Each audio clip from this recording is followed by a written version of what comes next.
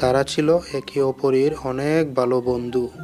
একসাথে তারা জঙ্গলে ঘুরে বেড়াতো, এমনকি একে অপরের সাথে শিকার ভাগাভাগি করেও নিত।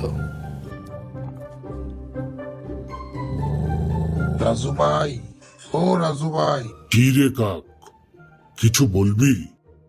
রাজু ভাই, তোমার আর বাঘ ভাইয়ের এমন বন্ধুত্বে জঙ্গলের সবাই খুব খুশি। এই জঙ্গলে এখন আর কেউ কাউকে অন্যায়ভাবে আঘাত করে না। তুই ঠিকই বলেছিস কাক, আমিও খুব ভাগ্যবান যে রাজুর মতো এত ভালো একজন বন্ধু পেয়েছি। এবার তোরা থামবি, তুইও কম কিসের। আসলে আমরা দুজনই খুব ভাগ্যবান রে। আমরা চাই এই জঙ্গলে সবাই যেন শান্তিতে থাকে। তারা তাদের বন্ধুত্ব নিয়ে সর্বদা গর্ববোধ করত। এতে করে জঙ্গলের সকল পশু পাখি শান্তিতে বাস করতে লাগলো।